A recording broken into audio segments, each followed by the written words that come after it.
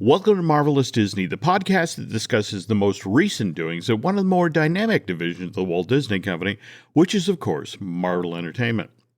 This is entertainment writer Jim Hill, and I am recording this week's episode with the amazing Aaron Adams on Thursday, October 20th, 2022. So we're roughly a week out from Halloween. Are we decorating Casa Adams for No. All Hallows Eve? No, it's always a horror show in this house, so we don't have to decorate. Okay. Yeah, Nancy and I don't honestly make the effort as well, largely because I think in the 25 years that we've been together, we got trick-or-treaters once. Anyway, given that we're a week out from Halloween, kind of appropriate that we have some Agatha Harkness-related news.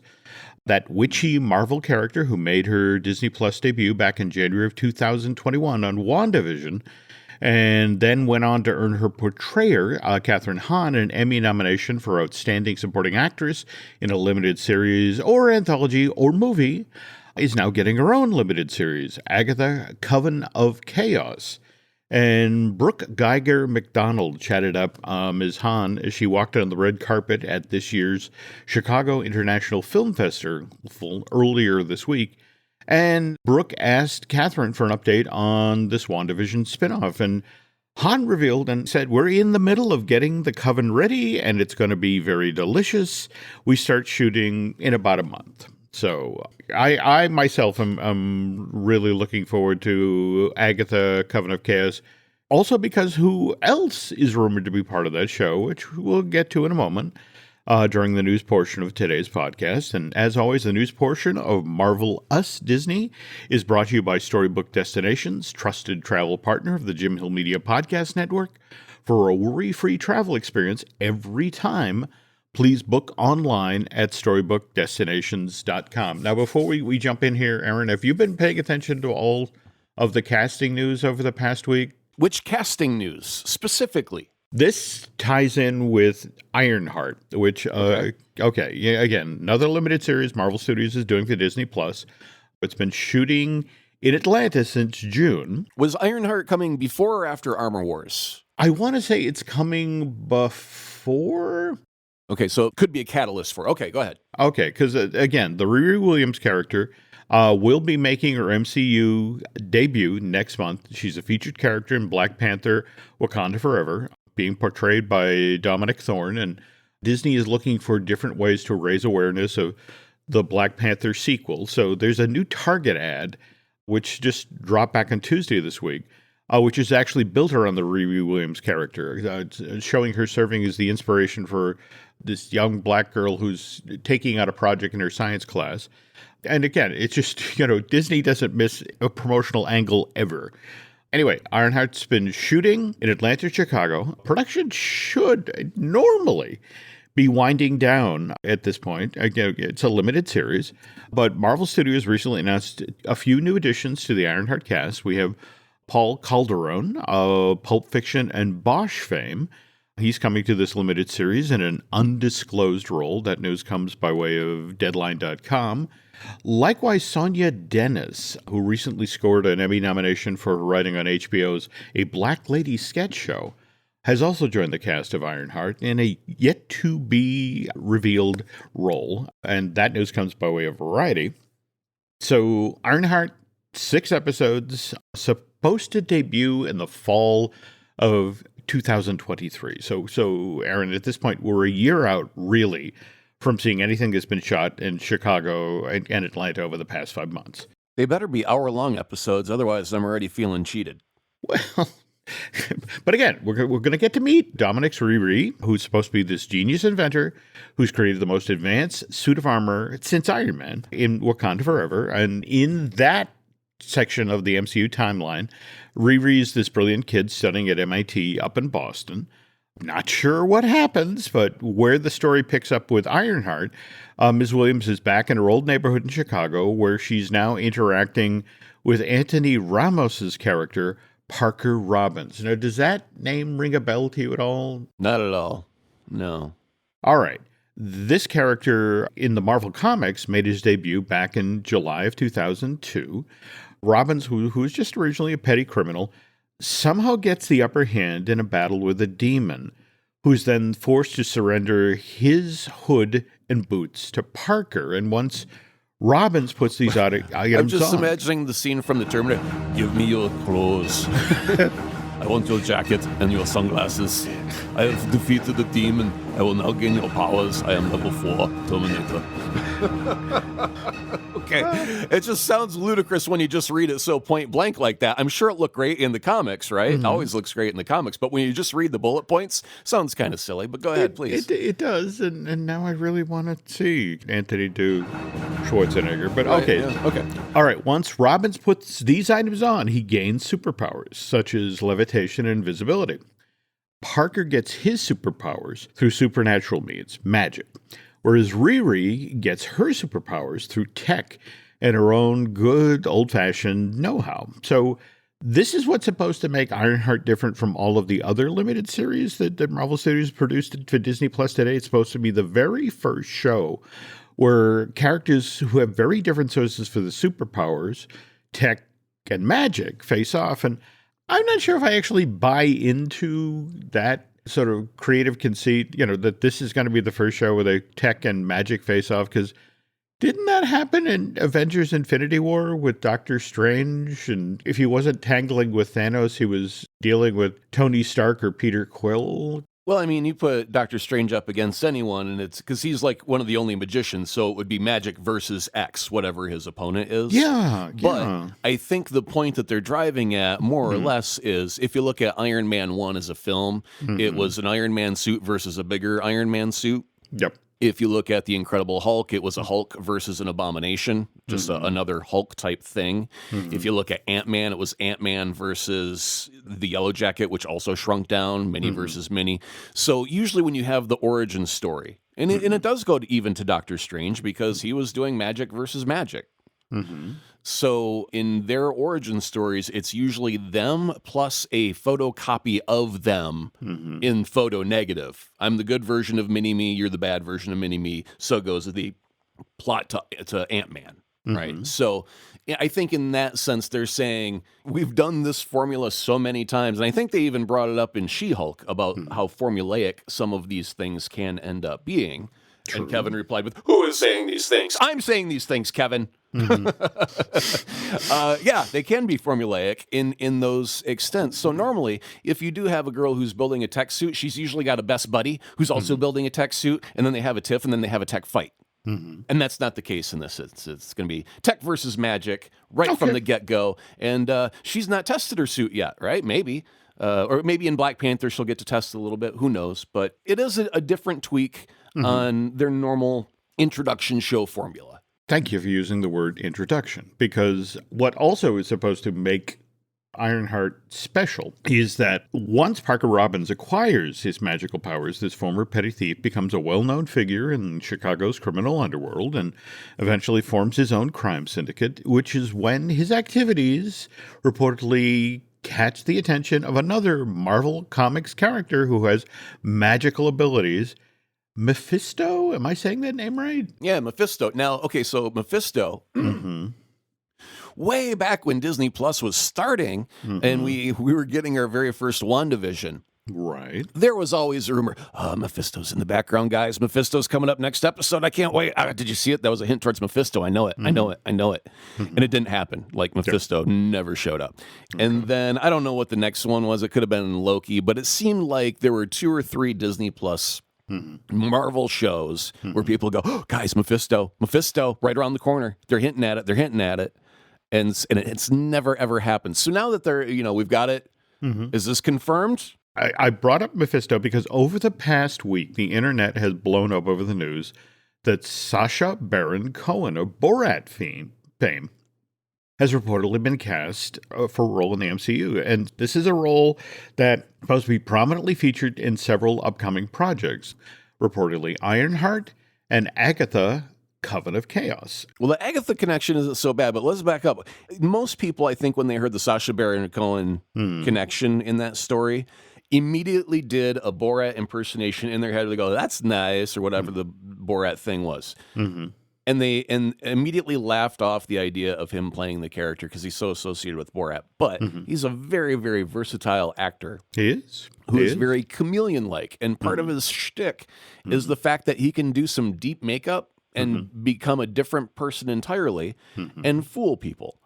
And I think that's one of the charms of the Mephisto connection of it. Once you get past the stupid Borat impersonation that you're doing in your head, that's actually a very brilliant choice of actor for that role. And even if you look at, like, I don't want to say he's got like a long face like the old joke of the horse, hey, why the long face? But it's slender, it's narrow, it's angular. And if you look at all of the drawings of Mephisto, he's got some of those same characteristics. You know? Absolutely. And I think he looks the part. He could definitely play the part.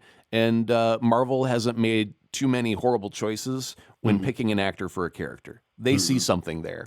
And I think they're accurate. Well, that is the talk, that Cohen's been cast as Mephisto and that this magic versus tech thing will be a very big part of the MCU going forward, with this particular concept storyline weaving its way through Phase 5 and 6. So, again, going to be interesting to see how this pays out. That's another thing that we should address very briefly that you said, that this is playing out over Phases 5 and 6. So Mephisto's a pretty big bad guy, right? Right. In the olden day, you had your solo movies with a solo bad guy, but behind it all was just Thanos as the big bad leading up to the Infinity Wars. I get the feeling that besides Kang, we're going to have some other big baddies that are going to linger around for more than just an episode or more than just a movie and then disappear quietly into the night. We might have several big bads that do things that all lead to one huge event. And so instead of having a Thanos and his army for everybody to battle, they're going to have an army of bad guys, of villains, and Kang leading the way.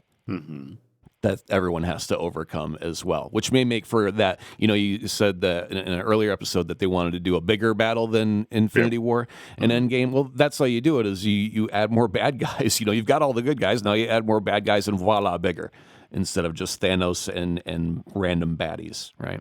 Interesting. Okay, now the trades have reached out, and reps at Marvel Studios and reps for Sacha Baron Cohen are refusing to comment on any of the news in regard to Cohen possibly being cast as Mephisto for any future MCU project. So, well, that's quite obviously because they've got duct tape over their mouth and a bag over their head, thanks to the Marvel PR team. There we go. Marvel's equivalent of SEAL Team 6.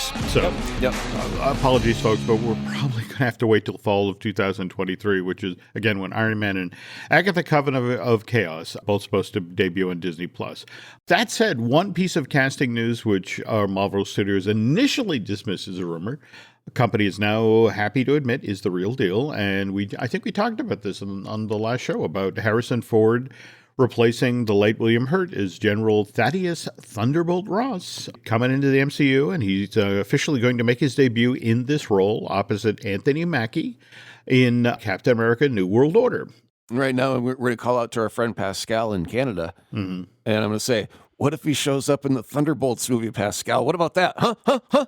Because he was telling me he only showed up once in the comics. He's not really associated with them, but what if they make him associated with it? That only makes sense. He's got the same name, right? Come on. Love you, Pascal. Okay. Now, again, we are talking about things that are kind of over the horizon here. That MCU film, currently slated to be released to theaters in May of 2024, doesn't even begin shooting till March of next year. Julius Ona will be directing, and much of the production will be happening down in Atlanta, as is typical for the Marvel Studios productions at Trilit Studios. That said, it will be nice to see Anthony Mackie, who did such a good job with Falcon and the Winter Soldier, which debuted on Disney Plus back in March of 2021, getting to continue his Cap storyline. I especially like that this time it's going to be up on the big screen. But I was kind of hoping by now, Aaron, that we'd have some news about whether Moon Knight, which debuted on Disney Plus just 6 months ago, whether that would be continuing on in some form in the MCU, whether up on the big screen or as a second season for this acclaimed limited series. And in a recent interview with comicbook.com, Oscar Isaac, who played Mark Spector and then all of his alters, admitted that there have already been some discussions with Marvel Studios about what they could possibly next do with the Moon Knight character. And nothing definite, mind you, just polite talk up until this point. Here's the exact quote from Isaacs. It's like, there have been some specific conversations. They were pleasant. The spilling of the details is there are no details to share at this point. We don't know if there'll be a second season of the show yet, but we're talking about it. So kind of your classic no answer. You know, somewhere at Marvel Studios, they've got a room, and it's like the classic where the guy went crazy, and he's got the pictures up with the string attaching all the different connections, and just listen to me, guys, it's a conspiracy over here. You know, so what they've got are actual Marvel storylines and characters that are attached with thread to them. And right now, Moon Knight doesn't have a piece of thread connecting to anything, and they're like, well, we could put him here, or we could put him here. Mm-hmm. But they do know specifically, like Ant-Man and the Wasp, Quantumania's got Kang in it. And I think that's a direct path straight up to Secret Wars, right?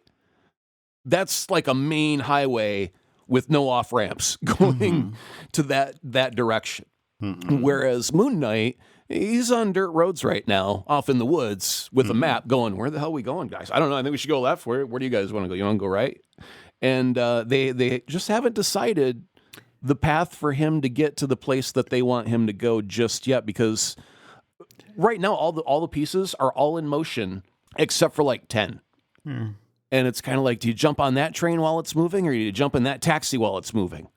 But everything's in motion. I love that you have him on a dirt road, because all I can think of is that end credit scene where we get to see Mark as an alter we hadn't seen up until that point, as a limo driver. Yeah. And it's just sort of like, come on, you can't do that.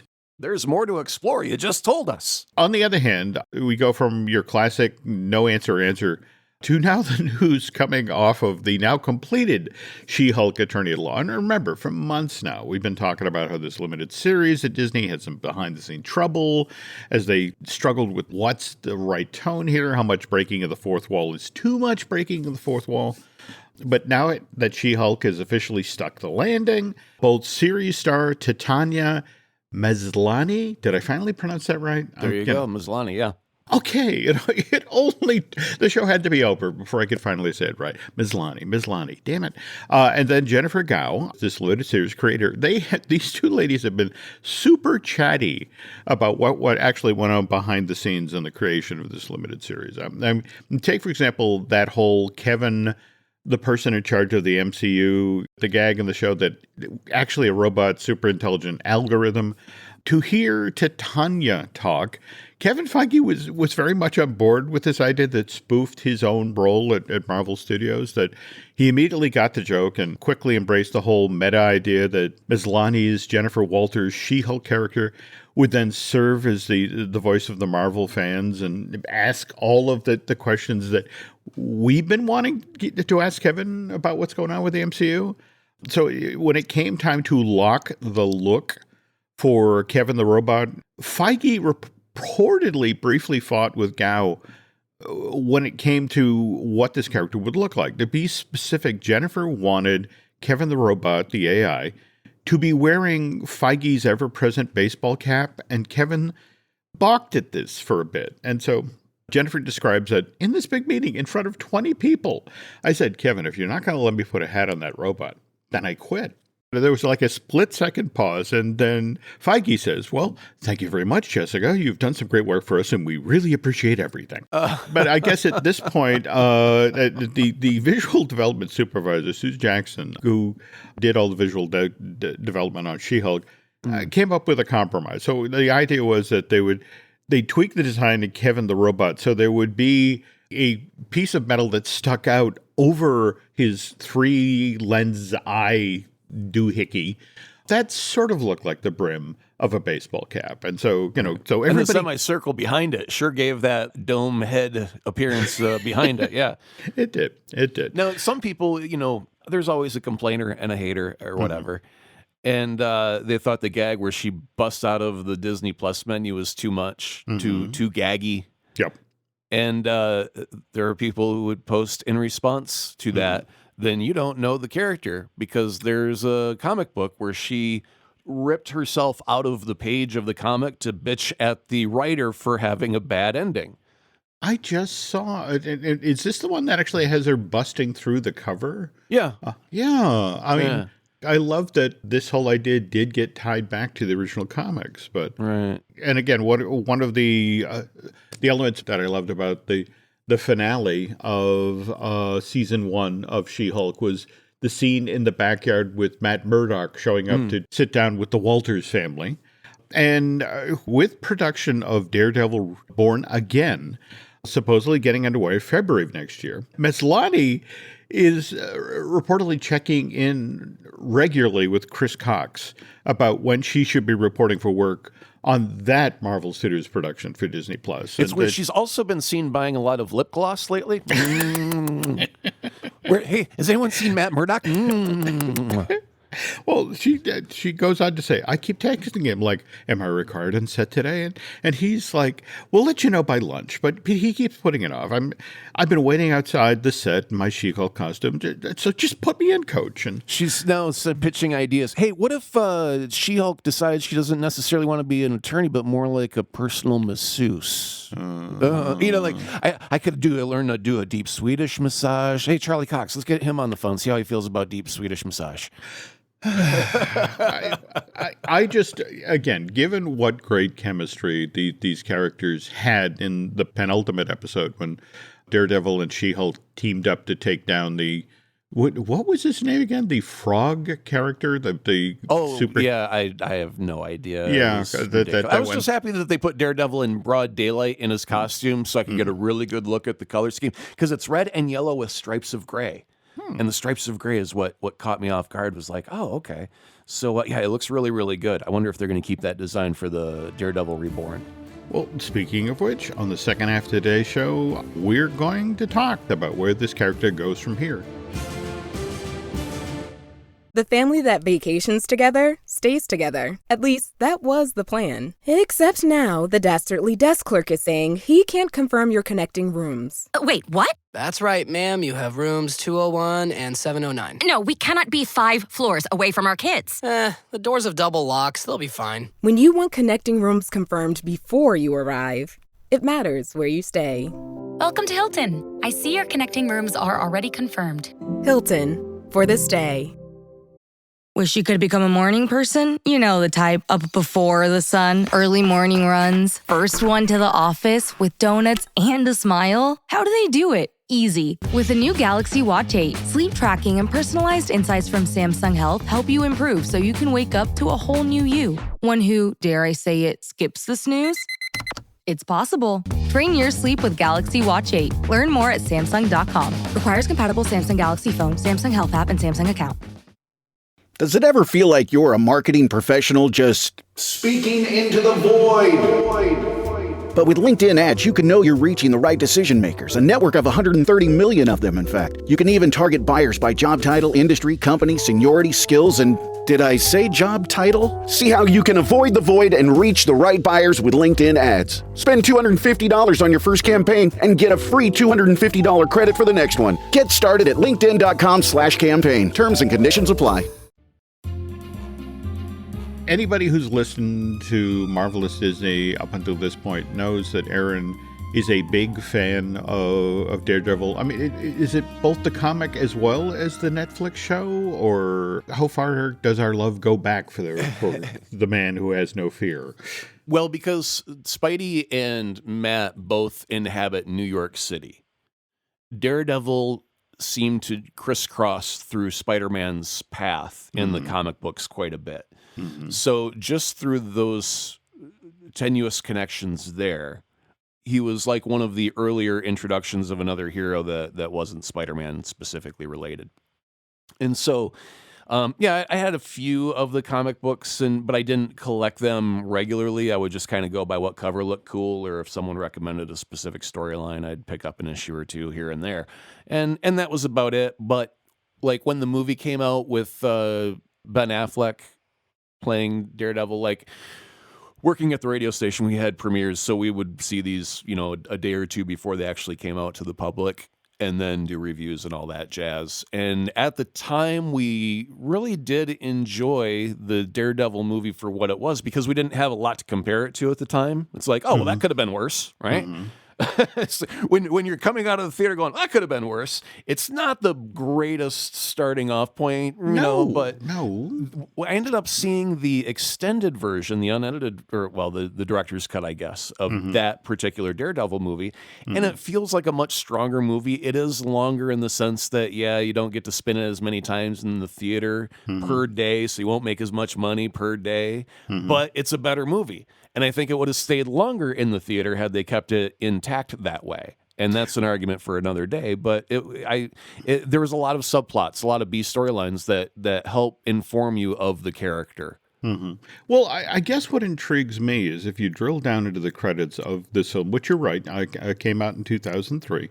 It was written and directed by Mark Steven Johnson, who previously, again, kind of an interesting choice, because his earlier successes were Grumpy Old Men from 1993, and then its sequel, Grumpier Old Men. And so it's like, if I were working the list of who to have direct Daredevil, I don't know if that would have been the guy, but this film came out from Regency, and they liked what they saw enough to bring Mark Stevens back to direct the pseudo-sequel, Elektra, in 2005, and then Ghost Rider with Nicolas Cage in 2007. So he did, for a time, carve out a niche for himself in the superhero movie world. But again, what's intriguing, remember, is Ghost Rider comes out in 2007, and 1 year later, the MCU gets underway with the 1-2 punch of Iron Man and Incredible Hulk, and within 6 weeks of one another in 2008? But we never credited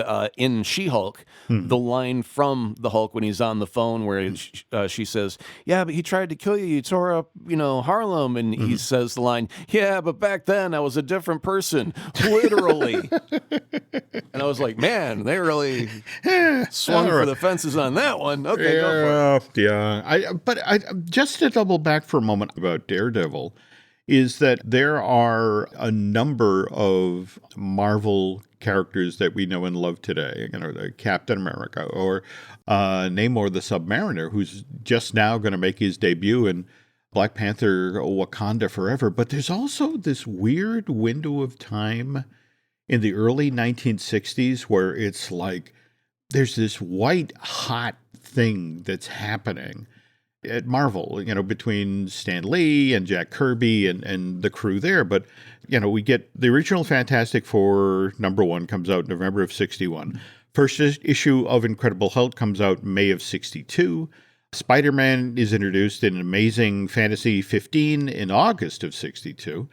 Thor makes his debut in the exact same month in Journey into Mystery 83, so August of 62. Then Iron Man is March of 63, and then right behind these guys, here comes Daredevil #1, the first issue of that comic in April of 64. So inside of 3 years, you get all of these amazing characters from Marvel, stepping onto the canvas. What was in the water cooler in the building to make that happen? So we have our Daredevil movie in 2003. We have our Elektra sequel in 2005. And then Regency's movie rights revert to Marvel. And this is when we get the Daredevil series over at Netflix that Drew Goddard wrote Hurt on it. And Drew, for those of you who don't remember, this is the guy who wrote for Buffy and Angel and Alias and Lost. He was also the guy behind the original Cloverfield movie. Now, right before he did this project, right before he got attached to Daredevil, he directed Cabin in the Woods, which he co-wrote with Joss Whedon, who had already done Avengers at that point. Okay. And I think because they are tight, they've worked together for a long time in their career, especially, when, like you said, with Buffy and Angel. Those are Joss projects that he worked with him on. So while Joss has been doing Marvel, Drew was right next to him like, hey, man, throw me a bone. What you got? And so I really was not surprised to see when he became attached to Daredevil. It's like, yeah, I get that. It seems like the dude that's been hanging around the lot that hasn't had the gig yet is like, hey, come on, throw me a bone. Give me a thing. And everybody knows him because he's attached to people already that are on the crew or on the staff or on the payroll. It's easier to go, yeah, come on in, dude. You're good. Interesting. I had not made that connection. Okay, so rights revert to Marvel in 2012. Development begins in 2013. And Drew pitches it to Marvel, and they get behind the idea. It's going to be a darker take on the character, that they're going to model the show after specifically crime films of the 1970s. Did you get that vibe when you were watching this on Netflix, or? Well, I did get the sense that they were allowing themselves to go darker and be more violent. You know, in comparison, like the very first, I want to say 2 Spider-Man films, he never throws a punch. He's always dodging or webbing, but he never actually physically punches a person. And so, in comparison, Daredevil had a hallway scene in both season 1 and season 2 where it was like a minute and a half continuous unbroken shot of Daredevil just pummeling the bejesus out of 19 criminals in a long extended hallway scene. That was just a sheer delight for those that are fans of like martial arts choreography. You know, I mean, if you can tell if something is cut to within an inch of its life where it's just clip, clip, clip, clip, clip, clip, clip, that they practice like a pose, but they never really understood martial arts. Whereas you watch Keanu Reeves in The Matrix, that dude knows martial arts because they did extended scenes where he fought for like a good 30 seconds without taking a cut. You know, so I mean, that's like the difference with, and we made this comment earlier also about Daredevil. Like, man, they could fight, and in Iron Fist, the fights were not good, and he was supposed to be like the best. I can't remember what martial art it was based off of. It was like Kung Fu or whatever, but he was supposed to be the best. And he almost always lost to a henchman until he decided to bring out the Iron Fist. And it's like, come on. Daredevil would beat the living Krasinskis out of you. Yeah, it was just, it was good. It was dark. It was gritty, and they allowed it to be violent and not be so remorseful or have to coddle, children. You shouldn't use punches to solve your arguments. There was none of that safety net that you would normally see in place. All right, so we get our first season of Daredevil on Netflix. All of the episodes for season 1 drop on April 10th, 2015. And then less than 11 months later, we get the second season dropping in March of 2016. And then, interesting you bring up Iron Fist, because we then, in August of 2017, got The Defenders, which you made the Avengers connection between Joss and Drew. So, I wonder if that was sort of the inspiration going into this, like, we can do something cool like that too, only... Oh, I mean, they obviously brought in, Luke Cage and Jessica Jones and Iron Fist all had their separate shows, all taking place in New York City within blocks of one another, technically speaking, in the Marvel universe. And from day one, it was, if Daredevil works, just like if Iron Man works, the blueprint is going to lead to, for them it was Avengers, for us it's Defenders. And they obviously succeeded with season 1 of Daredevil, and then all of the other shows came out and they all did well with the exception of Iron Fist. And it's like, well, 3 out of 4 ain't bad, but we need to get to Defenders, so let's limp along with this 1 weak spot. But the other 3 were perfectly strong. So there's no reason that they couldn't do it, and it turned out, overall it turned out very, very well. So again, we get Defender series August of 2017. We get a third season of Daredevil launching in October of 2018. And then 1 month later, Netflix cancels Daredevil. I think at this point, Marvel sort of raised its hands. It's like, we'd like the rights back now. And as we've mentioned previously on the show, this involved waiting for those rights to revert. And in the meantime, though, December of last year, Charlie Cox and Vincent D'Onofrio reprised their roles as Matt Murdock and Wilson Fisk, Kingpin, in MCU projects for Marvel Studios. In fact, what was interesting is they both basically dropped for holiday of last year. We got Kingpin finally showing up as the big bad in Hawkeye, and likewise, we had Matt Murdock show up as Peter Parker's lawyer in Spider-Man No Way Home. And evidently by March of just this past year, when the rights to Daredevil officially shifted back, Disney Plus announced the new series Daredevil Born Again. And so before we wrap up here, Aaron, and having seen the original movie with Ben Affleck and having seen all 3 seasons of Daredevil over at Netflix plus The Defenders, and having just seen what was done for She-Hulk, What would you like to see Marvel Studios do going forward with Matt Murdock, with Daredevil Born Again?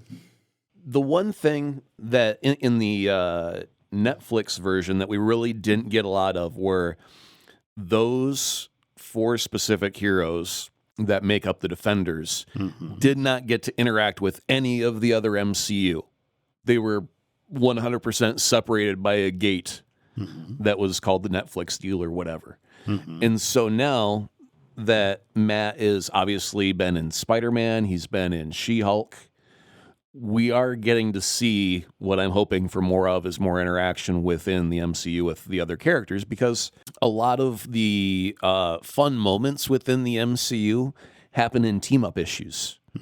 Where Spidey and Daredevil go on an adventure together, or when Wolverine and Hulk battle. That was always a great thing. You just love to pit your heroes against one another every once in a while, or get them to go off on a fun adventure. We just had an adventure comic book wise that was very successful of Black Cat and Mary Jane. And it was just the 2 girls being 2 girls on an adventure.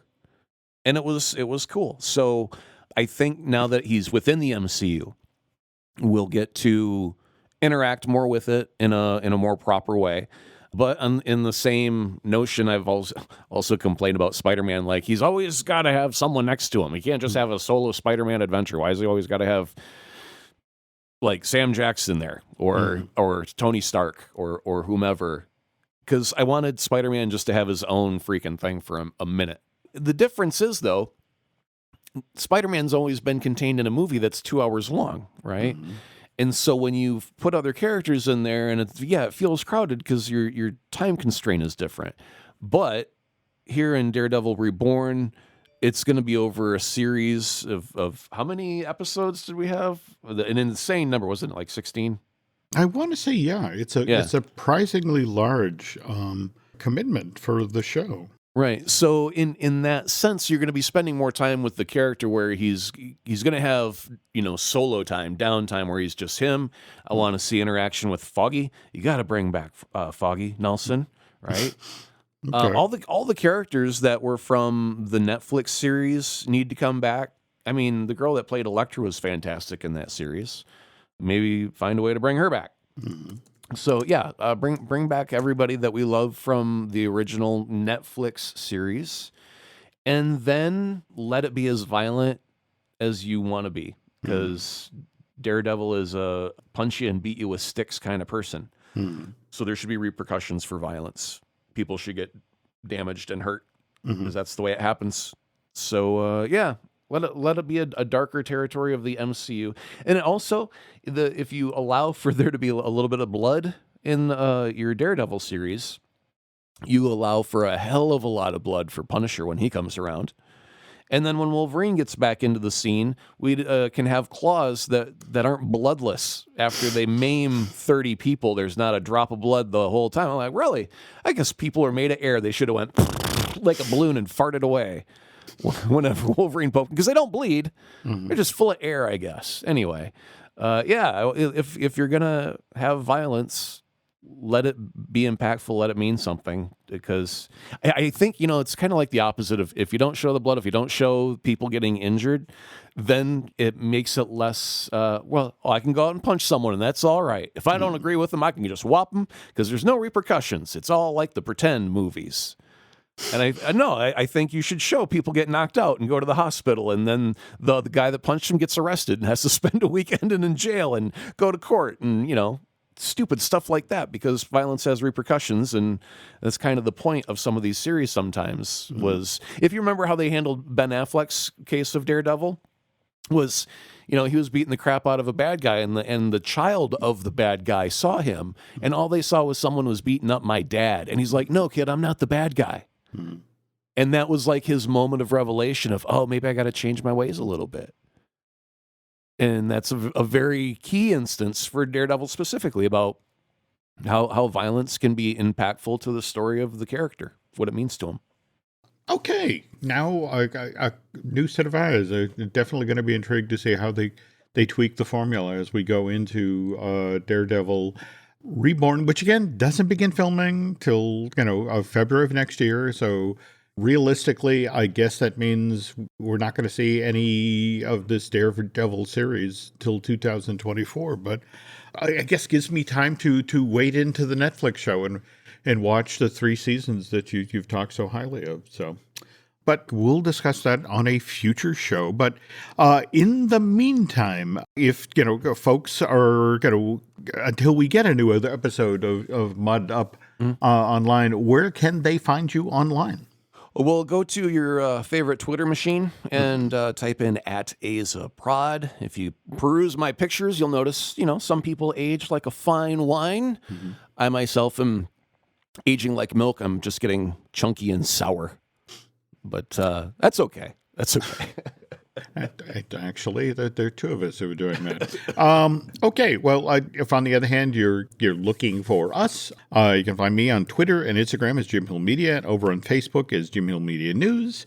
We also have a couple other podcasts here that we'd love for you folks to check out. We, of course, have Disney Dish with Len Testa, likewise Fine Tuning with Drew Taylor, and Looking at Lucasfilm with Brian Gahn.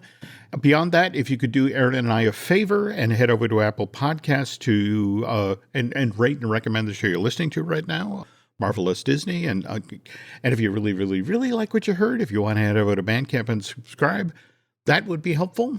On behalf of Mr. Adams, thank you for listening, and we will be back soon.